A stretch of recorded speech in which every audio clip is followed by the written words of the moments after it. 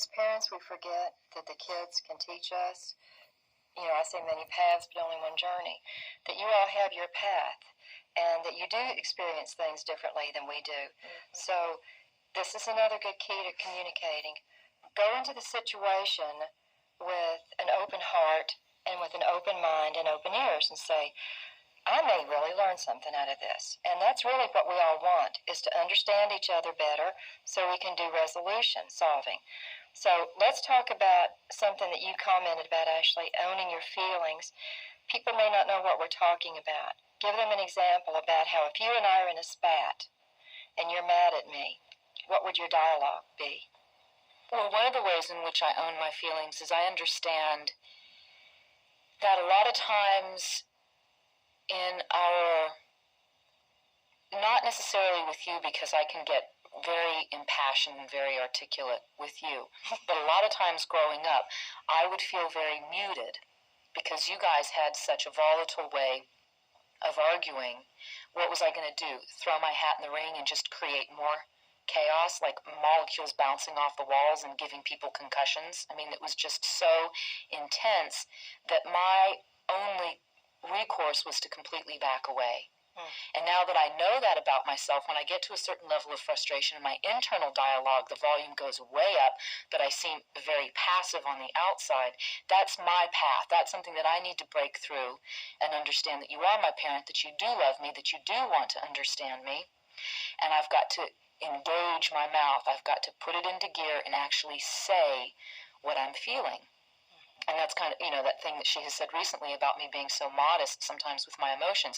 In my art, I'm not, but I can be in my personal life. So if we're having an argument, first of all, that's what I know I need to bring to it, is the willingness to really say what I am feeling. And really what I have to say the most about it is, at the end, somebody comes to the other. You know, just if I'm kind of tight and I don't want to give you that concession, you will be the one to give me the concession and to wrap it up. It's just like I said with her, where the ball bounces back and forth in terms of that willingness. Why? One of the most important things I can do in my marriage and my relationship with others is a word that I only learned within the last year called mirroring.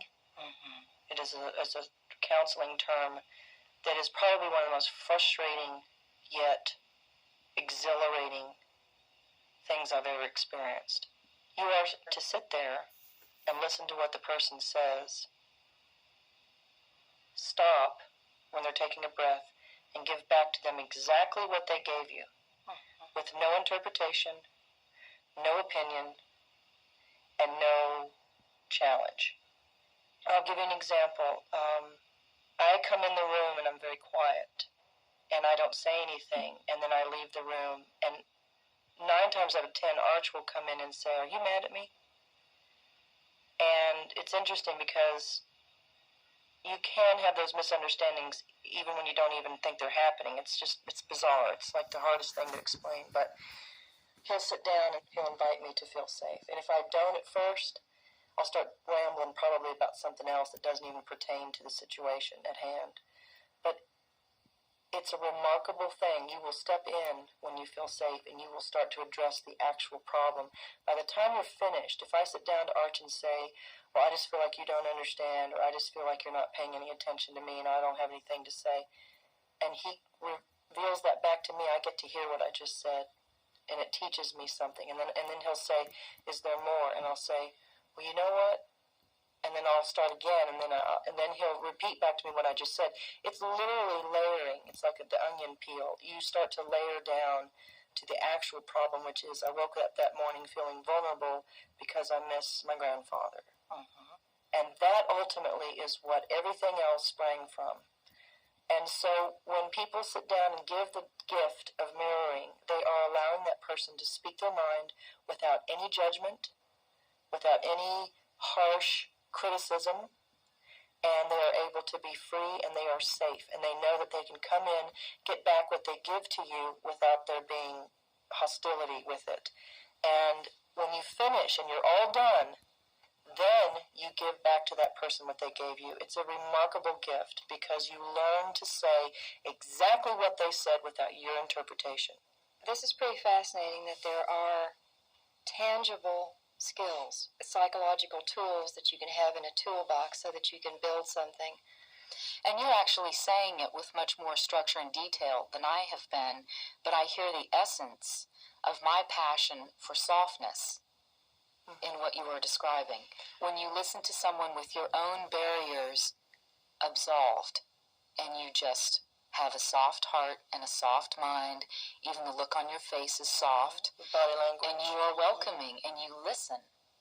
With Mom, I didn't have it as much as I have it with you, and unfortunately there were a lot of years spent where all I cared about was getting in what I had to say and winning my struggle. But I would like to add that was a pretty brilliant way of attack, because it was basically all you had available.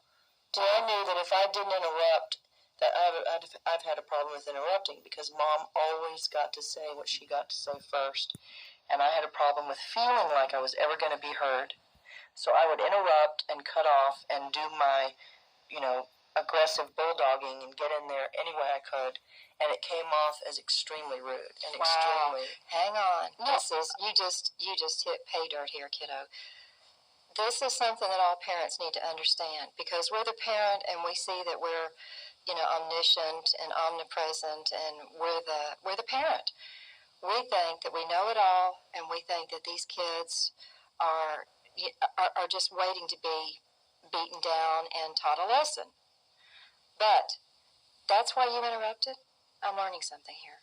Well, of course it is. Okay. I don't feel heard with you. I know that when I'm talking to you, your clock is ticking. Not only that, but you're thinking about your judgment and what you think about me, and you're diagnosing me, or you're telling me what my problems is in your mind. I don't feel like there's just this wonderful vastness that I just feel like it's an open field and I can walk through it. I don't feel that with you. I feel sometimes like if I tell you something, you're automatically clicking away your feelings about the situation. It's important that you know that you're not going to be judged, but that later on you can discuss it. But that right this minute, what matters most is that I feel heard, and that I feel that you can agree on disagreeing, but that I still am supported. Even at my worst moment of having done something. I mean, when Elijah comes in to say something to me, and he knows he's done something bad, there is a feeling that he's going to either have or not have about telling me. He's either going to know, well, I'm going to tell her and she's going to ridicule me, so I'm not going to tell her, or I'm going to lie because I don't want her to. I want him to know that he can come in and talk to me about it, and that I'm not going to tell him that he's a bad person.